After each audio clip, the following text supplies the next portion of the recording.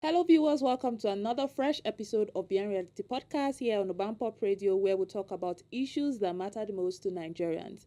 And in today's episode, we would be looking at something very insightful, very, very important to Nigerians, especially Kwarans. It's a new election cycle, and a lot of conversations are springing up about aspirants, candidates, and what have you. And so today, I would be joined by guests to actually have this conversation and real discussion about this particular issue. My name is Betty Idowu, and with me in the studio today is Oyelola Oyewale, who is a public analyst, a lecturer at the Federal Polytechnic at Ado-Ekiti, and as well the founder of Virtual Times Reality. Am I correct? Virtual Times Online.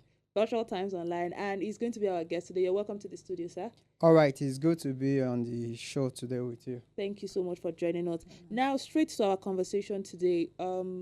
Politics in Kwara has been buzzing lately. That's sure. Particularly with the issue of zoning or no zoning. Zones are coming out to talk now about representation, saying, it's time for us to, emerge as leaders. The particular zone has been in power for a while. What do you have to say about this? All right, the issue of zoning has actually dominated the conversation as regards the forthcoming 2027 governorship election in Kwara State. And the issue of zoning is not actually far-fetched. The people of Kwara North Senatorial District, they are now agitating that it is their turn to produce the governor of Kwara State. And the argument is based on the fact that when the present governor of the state, Governor Abdulrahman Abdulrazak, when he completes his tenure by next year, that means Kwara Central will have completed a turn of 20 years from 1999 to date with late Governor Muhammadu Lawal, former Governor Abubakar Bukola Saraki, and the Governor Abdulrahman Abdulrazak, who is currently on the throne. And in Kwara South, in Southern Senatorial District, they have been privileged to have the former governor of the state, immediate past governor of the state, Alhaji Abdul Fattah Ahmed, who served for 8 years from 2011 to 2019. So the agitation now from the Kwara North District is that it is their turn to produce governor. But for me personally, what I know is that when it comes to issue of zoning, there is no constitutional backing for zoning of governorship seats. The constitution has spelled out the eligibility, what the candidate, anybody that wants to contest for election, the requirement that you need to pursue, and there is no point of zoning. But we cannot actually say there is a blanket out right now, face it out that it's no conversation around zoning. There have been some states where they have this standard dialogue arrangement across political divide that they've said, okay, for political elite, political leader, they've agreed that we will be moving it from one zone to another. Like we can use example of Niger State. They moved their governorship seat from zone A, B, C, which is senatorial district, so that they have agreement. But in Kwara State, there is nothing like agreement by stakeholders across the state saying to the issue of zoning. And from Oyo State also, you see, if you are conversant with Oyo State politics, there has been between people from Ibadan, they've been having their own. A lot of Ibadan people have been privileged to emerge as governor of Oyo State based on spread, based on their acceptability, based on the party that they under the party which they run and all that. They've been able to emerge, not on account of zoning.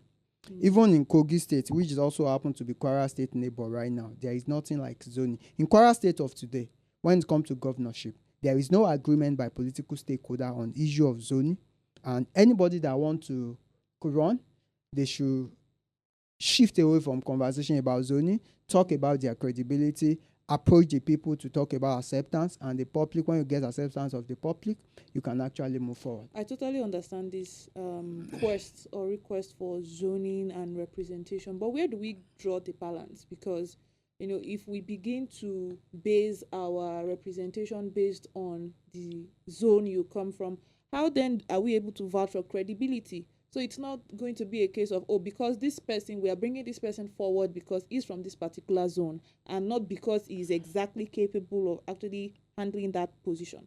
Yes, that's why I said I'm advising people that are actually making zoning their major talking point or their major strength for this forthcoming governorship election in Kwara State.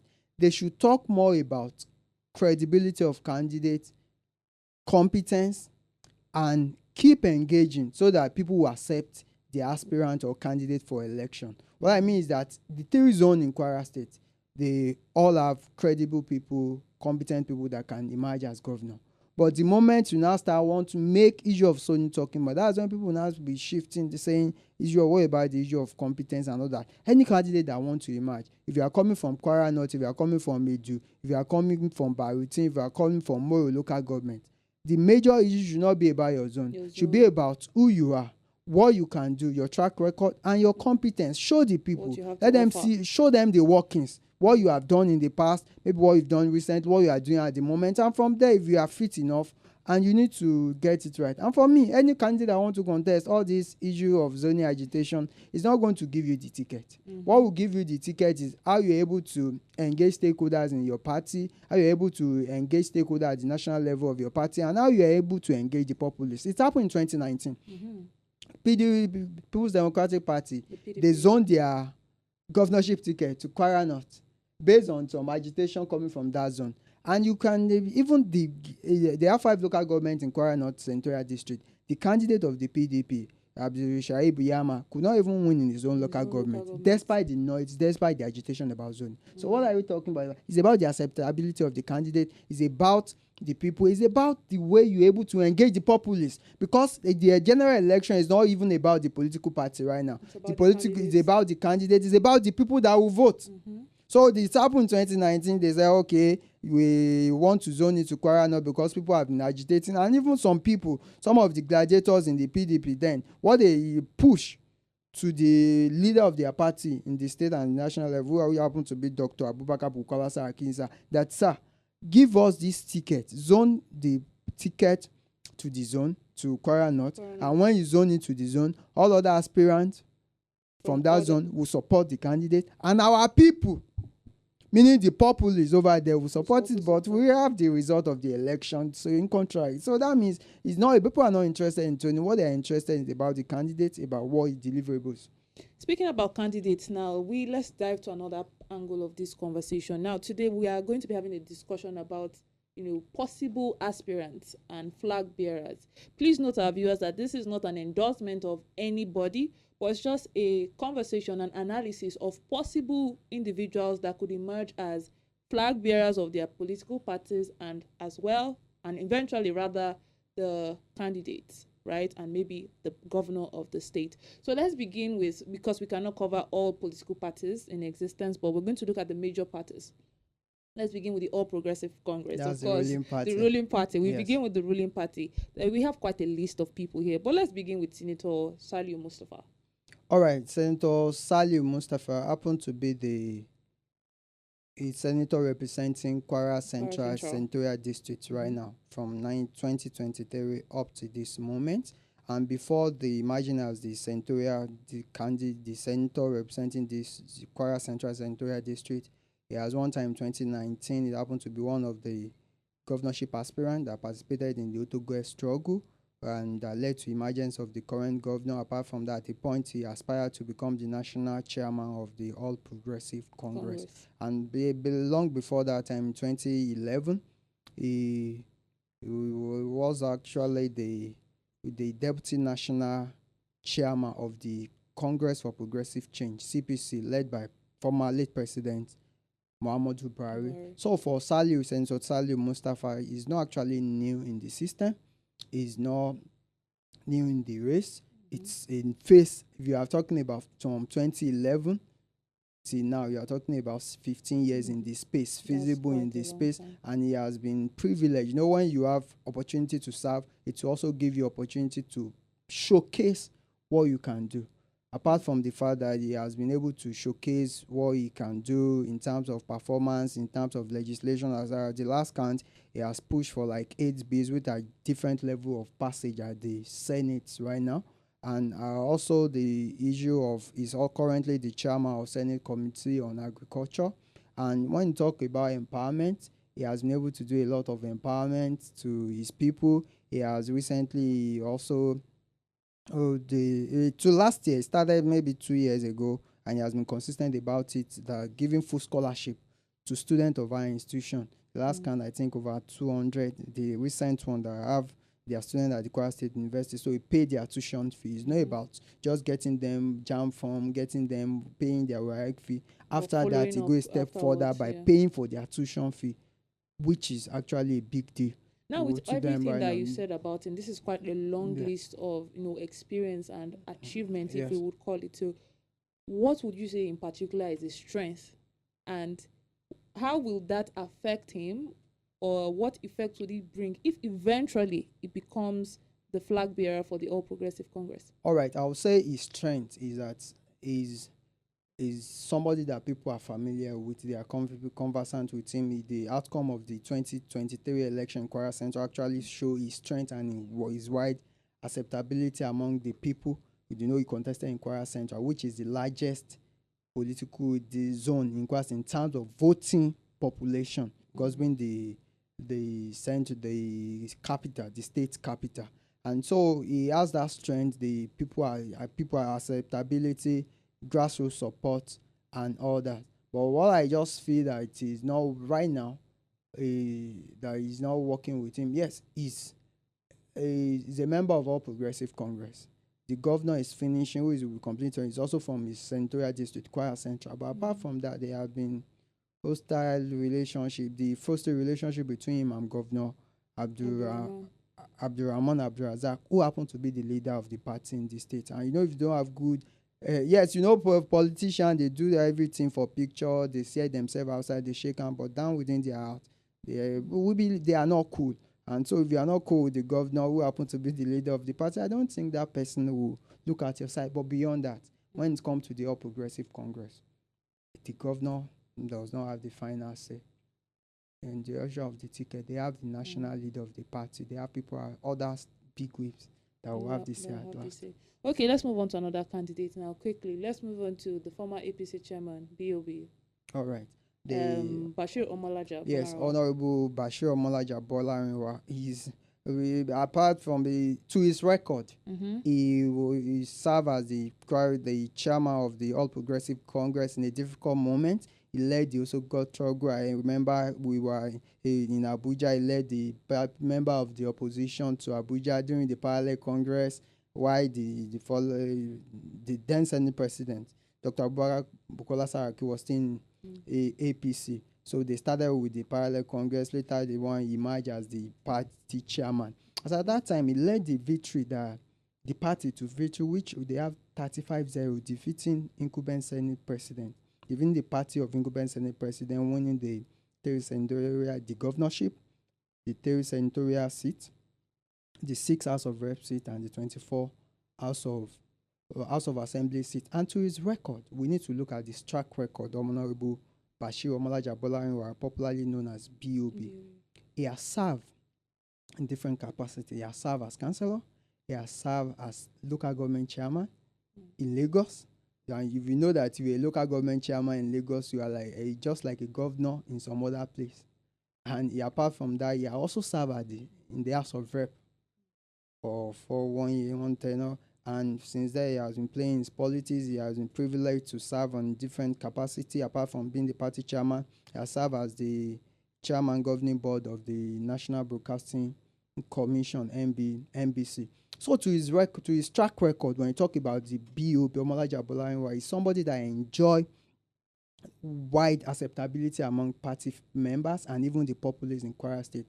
True, because when the war happened in 2019, the people describe it as watershed in the political history of Kwara State, which happened to get a struggle in which people now have their voice. People can easily come out without even having to take permission from a godfather. So if you have somebody like that, party chairman, that led that kind of struggle, that led the party in that kind of time, and with his political experience, leadership experience, academically and PhD in international relations from Leeds City University. So it's not something, when you talk about the academic qualification, if you take it for him. There. When you talk about governance, you take it for him. Another thing that you now take it, party leadership.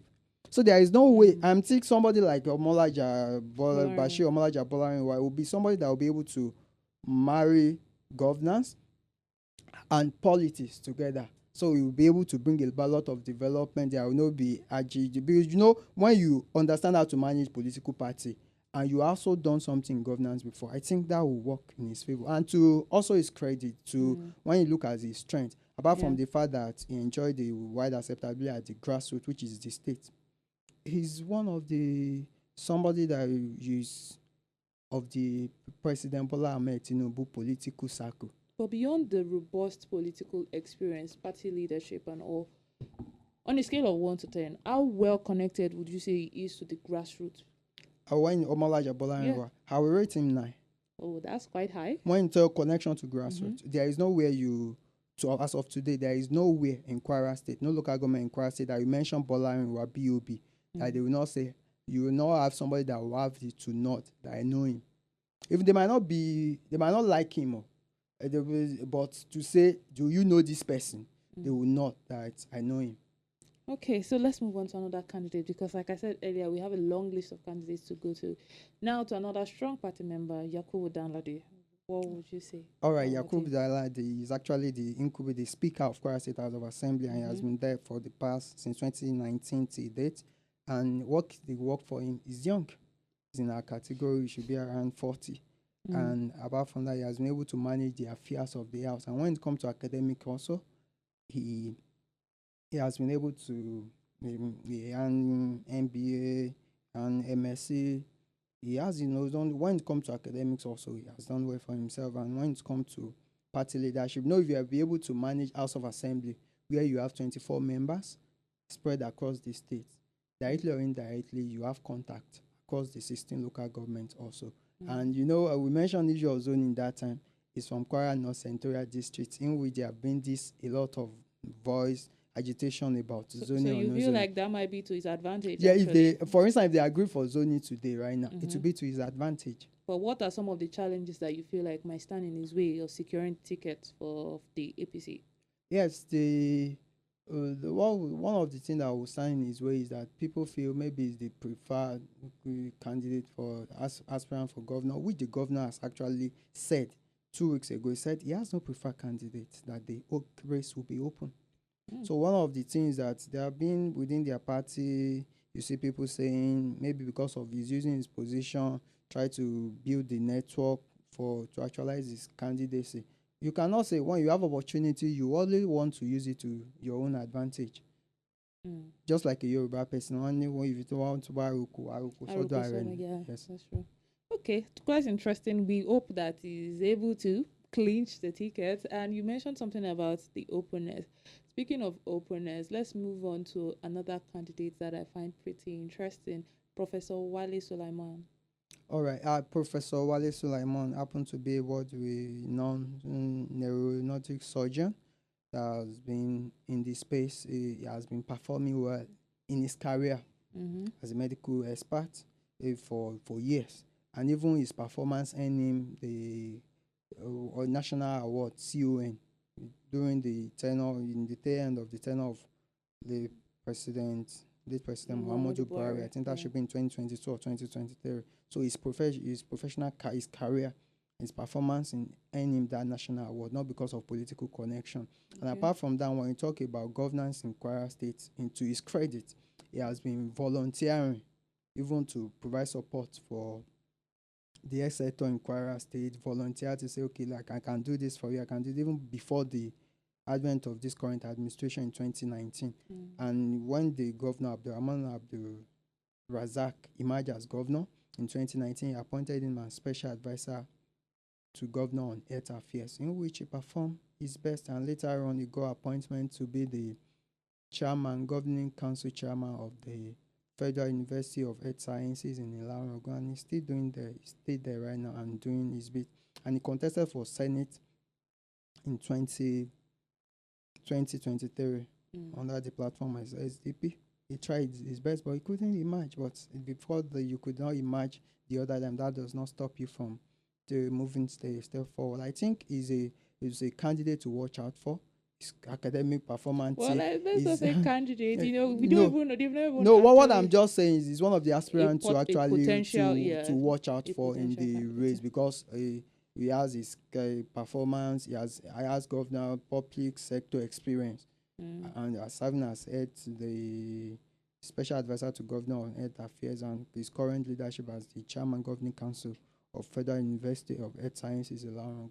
So with that, Do you think he's well connected to the grassroots, and also does he have the political structure to actually clinch the ticket? yes, as of today, at least in his local government, in his central district, Kwara South, because you cannot say you don't know Wale Sulaiman in Kwara South Central District. And in this state, when they mention Kwara, Professor Wale Sulaiman, I'm sure some people will say, yes, I know Professor Wale Sulaiman. It's not something, it's not a new entrance to the race. Yeah, okay. So let's move on to Senator Sadiq Umar. I think that was who just spoke about now. No, he's another person. Senator Sadiq Umar actually come from Kwara North Central District, so just like Danladi. Okay. So he's the serving senator. He's a pharmacist by profession, and he has been the senator representing Kwara North since 2019 till date. And to his credit, he has recorded a lot of achievement to the people of his senatorial district, and even at the national. If you are privileged to be in the Senate, you are not talking. Yes, it's possible they elect you from your zone, from Kwara North Senatorial District, but you will also be at the front at the national level, speaking to national issue that will even affect people beyond your senatorial district. So, for Senator Sadiq Umar is another person that he has garnered experience that we should, when it comes to the race, is one of the aspirants that we should also watch out for in the APC. But to his credit, if they are able to push through their agitation for Sony, it will also be beneficial because, for instance, if we have a long list of aspirants in APC, so if the party now says we are zoning, that means to be limited to like few people within that zone, so they will be the one that will now slug it out. So, but do you think he is well able to actually govern Kwara State?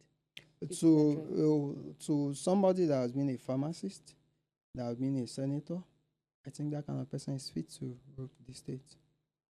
But the first thing is ensure you get your party ticket so that you'll be able to talk to general public during the general election. I mean, it begins to vote from for the you. Party. Yes, now because if you not get your party ticket, that's the end of road for that moment. Okay, so to wrap up our APC list, we have the last person on our list, Ambassador Yahya Seriki.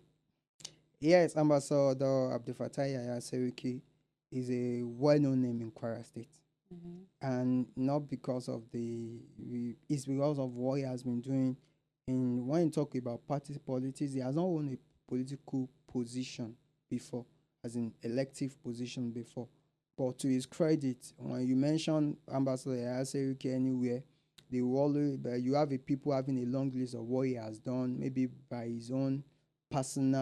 from his own personal resources to support education, to support agricultural sector. And to his credit also, he served as the Director General for campaign of Governor Abdurrahman Abdulrazak in 2019, especially for Kwara Central. Because that time they have like 3 zones.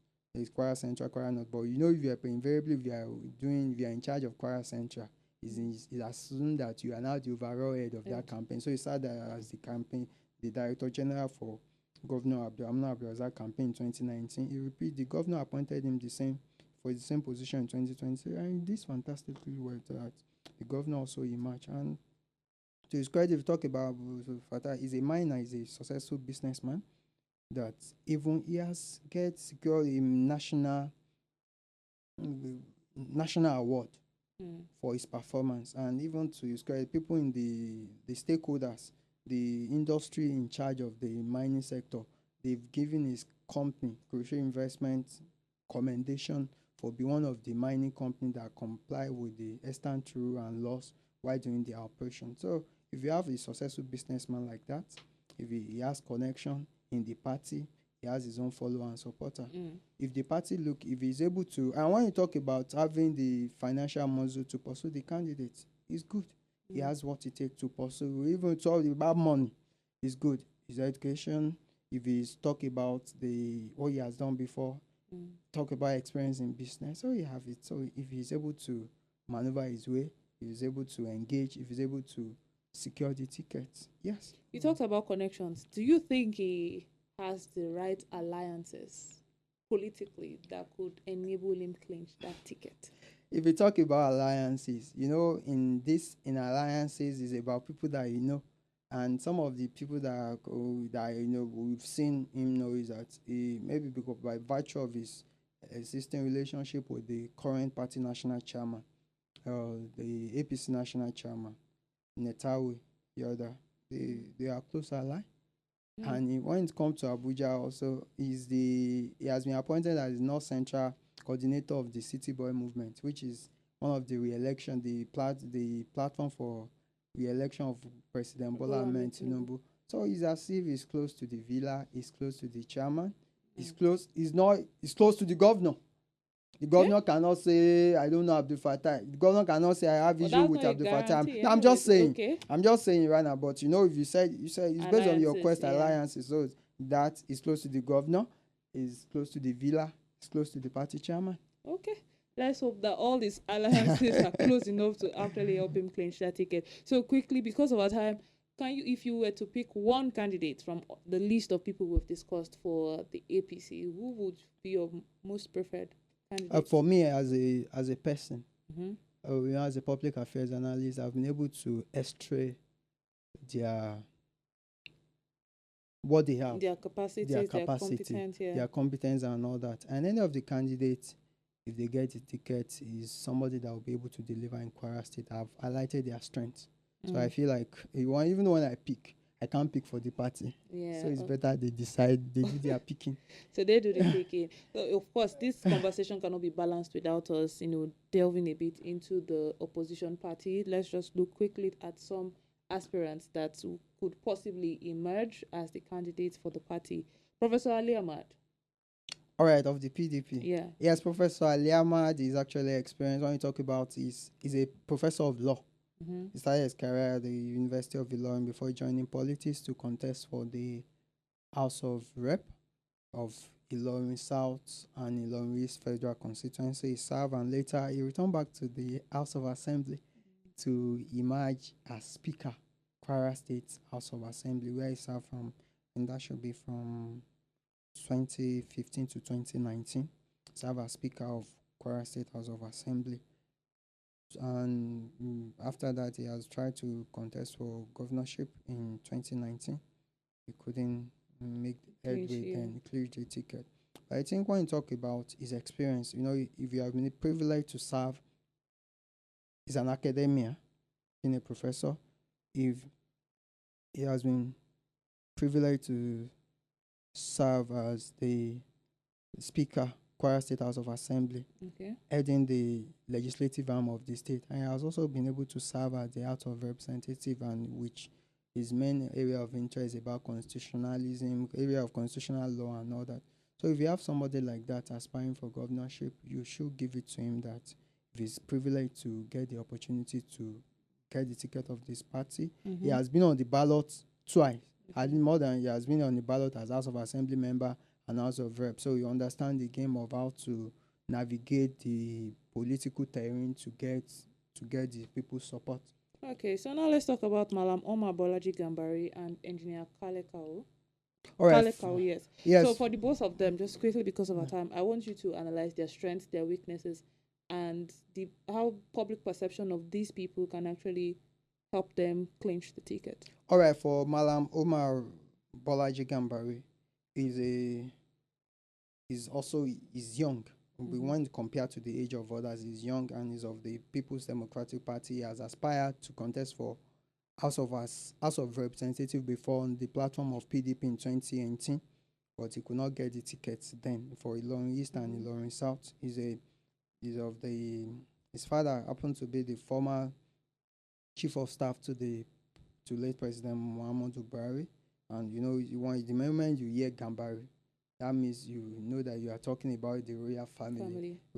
But for him, for Malam Omar Bolaji Gambari, he's not somebody that is proud of his heritage. What I've seen in him is proud of his royal heritage. But the fact is that it's not about royal heritage. He's bringing in his experience. Like he had interaction with the journalist. I think that should be on Monday, in which he read out some of the things I would like to do for Kwara. Some of the things mentioned how to add value to their group value chain so that people will be able to get wealth, and he has been somebody that is supporting the youth community, the people that have good initiative. He's been the one that he has provided support for people. So when we will talk about the strength will be about his credentials, the academic credential. He has both national and global exposure.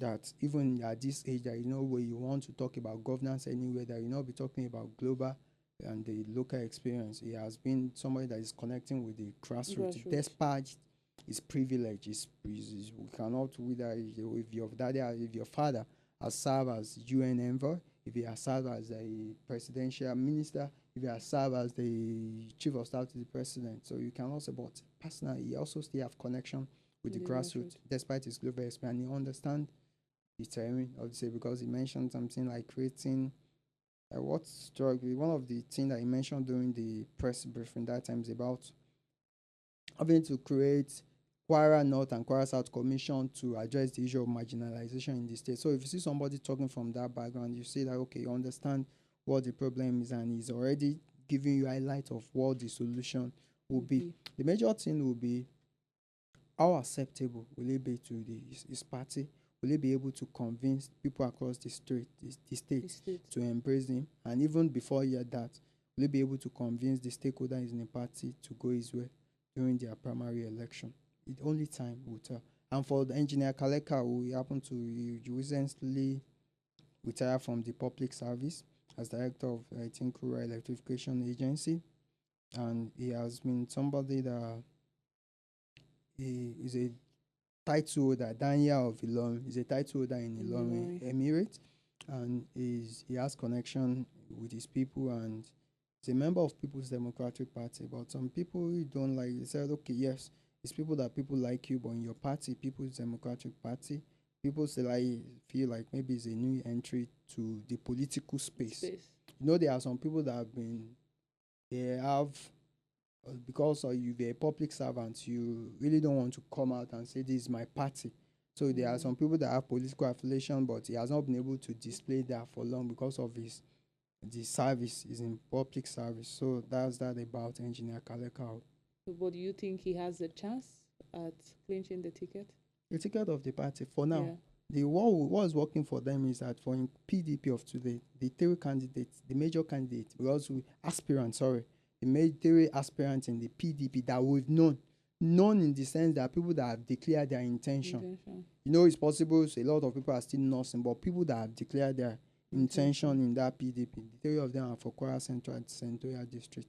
So the race is just between three brothers from the same Ilorin Emirate. So it's possible they will be able to have their family meeting, come up with one of them. You took the words right from my mouth. Definitely, it's a family meeting. This is the open. Yes, now you're from Ilorin Emirate. So quickly, before we wrap up today's show, what are your final words on all of the candidates that we've analyzed, and what would your take be, especially to those that are watching and trying to come to a conclusion or decision as to what to do in this coming election? But what I just want to urge Kwarans is that in this 2027 general election, any aspirant that is coming to you, ensure that you engage them properly, engage them in terms of test their knowledge of the state, and maybe they understand the problem. If they are giving you solution, look at it as a workable solution, and don't just assume, don't let people, our advice aspirants also, that if you are a contest, if you are engaging, yes, issue of zoning, that we started off from issue of zoning. But what I want you to know is that zoning is just like a card that people in the politician and political party play to get what they want. Because they believe if I play the card of zoning, if it's to work for me, they will play it. If they feel like I should sell my competence to get the result, they will sell it. So zoning or no zoning is about people tell us what you can do, what you've done before, and let people decide. First of all, people in your political party, and thereafter, people outside the general public, the electorate, will decide on election day. Thank you very much, Oyelola Oyewale, for your contributions today. You've heard it from our guest. Engage your candidates when they come to you. That is what we are clamoring for. And that exactly is the purpose of, these conversations that we are starting. It's not about endorsing anybody, but it's actually about sparking interest in you, our viewers, to make sure that you are aware and conscious of everything that is going on in the political space, because at the end of the day, the power belongs to us. It's in our hands. We will be the ones to vote in these people. So if you're not well informed, if you're not well grounded, it's more or less like a child's play. So yes, that is all we have for you on today's episode of Behind Reality Podcast. We hope we've been able to inform you and educate you on some of the possible potential aspirants and probably eventually candidates of Kwara State elections coming next year. There you have it. My name is Betty Idowu. It's been my pleasure as always being your host. Till I come your way again, stay informed, stay educated, and of course, stay patriotic, because the Nigeria of our dreams is ours to build. Till I see you again, bye for now.